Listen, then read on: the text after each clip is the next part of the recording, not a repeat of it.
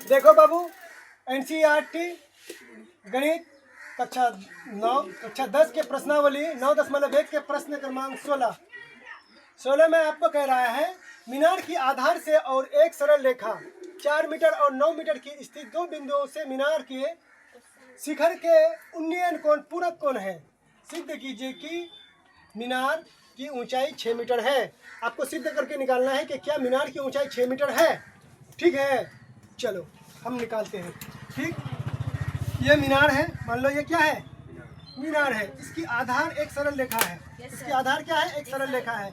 यहाँ पर दो बिंदु है, एक बिंदु तो ये है और एक बिंदु यहाँ पर है। ठीक है, मान लीजिए कि ए बी सी और डी, ये जो दो बिंदु है ना, मीनार की पाद से अलग अलग, यानी कि यहाँ से लेकर यहाँ तक टोटल दूरी कितनी है, 9 मीटर है। और यहाँ से यहाँ तक बीसी की दूरी कितनी है, 4 मीटर। ठीक है, देखो एंगल का वैल्यू नहीं दिया हुआ है, एंगल का वैल्यू नहीं दिया हुआ है, नहीं दिया हुआ है, पूरक दिया हुआ है। पूरक आपको पता है ना, पूरक कोण 180। ठीक है, समकोण 90, न्यून कोण 45। क्यों 45 से होगा खाली न्यून कोण, 30 डिग्री नहीं होगा, 15 डिग्री नहीं होगा, 90 से कम है ना। 89 डिग्री भी आपका न्यून कोण के ही समूह में आएंगे। ठीक है, तो खैर उधर हमको नहीं जाना है। देखो कह रहा है कि मीनार की आधार से एक सरल रेखा 4 मीटर और 9 मीटर, 4 मीटर और 9 मीटर के बी से यहाँ तक की दूरी 4 मीटर और बी से डी तक की दूरी कितनी, 9 मीटर है। तो क्या इसकी ऊंचाई 6 मीटर है, इसको निकालना है, इसको प्रूव करना है हमको, है ना। h बराबर हमको पता नहीं है। माना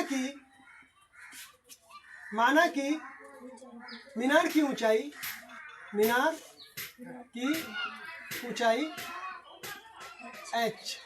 मीटर है। मीनार की ऊंचाई h मीटर है।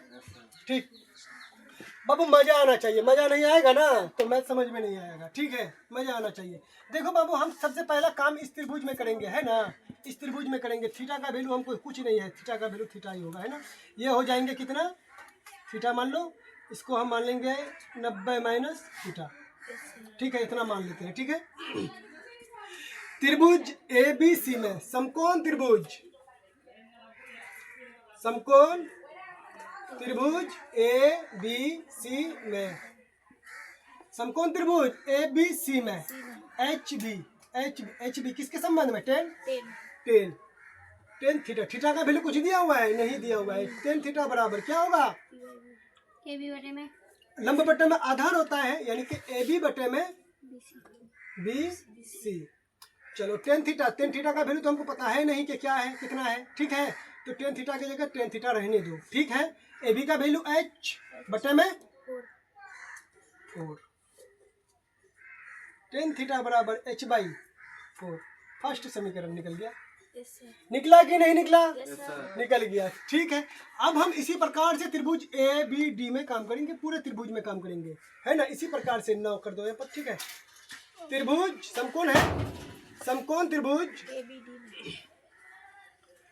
त्रिभुज ए बी डी में, ठीक है, ए बी डी में थीटा का वैल्यू 90 माइनस थीटा कर दो, और इसमें थीटा का वैल्यू कितना था, थीटा ही था, थीटा का वैल्यू थीटा ही था। ठीक है, चलो पी बी, इसमें भी तो पी बी है। ठीक,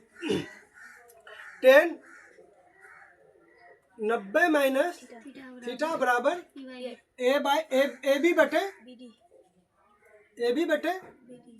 बी डी। 90 माइनस थीटा बराबर क्या होगा, h बटे बी डी का वैल्यू 9। ठीक है, अब बाबू एक सूत्र आपको पता होंगे, क्या, यहाँ देखो 90 माइनस थीटा बराबर क्या होता है, cot theta. Very good, cot theta बराबर h/9। ठीक है, ये समीकरण 2। समीकरण क्या, समीकरण 1 क्या हुआ, टेन थीटा बराबर h/4 और कॉट थीटा बराबर कितना आ गया, h/9। अब यहाँ देख लो इसको, समीकरण 1 तथा समीकरण 2 को गुणा करने पर, समीकरण 1 तथा समीकरण 2 को गुना करने पर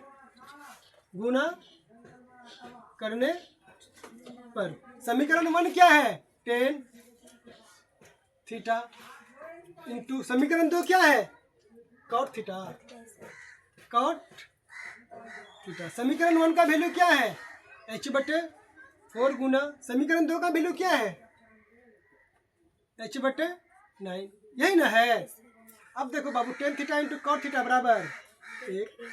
ten theta into cot theta बराबर 1। अब h को h से गुना करो, h स्क्वायर। 4 को 9 से गुना, 9 चौका 36। कितना? 36। नीचे कुछ नहीं तो 1। 36 को 1 से देखो, h स्क्वायर को 1 से गुना करोगे, h स्क्वायर बराबर 36 को 1 से गुना करोगे 36। इसीलिए h बराबर हो जाएंगे। जब किसी संख्या के ऊपर से स्क्वायर हटते हैं तो उसका है ना, अगला दिशा वो जो पक्षांतर होते हैं तो उस पर रूट चढ़ जाते हैं। ठीक है, 36 का रूट। ठीक है, इसीलिए h बराबर रूट 36 का वैल्यू 6 आ गया। तो 6 मीटर है तो बिल्कुल 6 मीटर है। h बराबर 6 मीटर प्रूव हो गया है ना। प्रूव आया समझ में? अच्छा, मजा आया कि नहीं? हाँ, मजा आना चाहिए। ठीक है।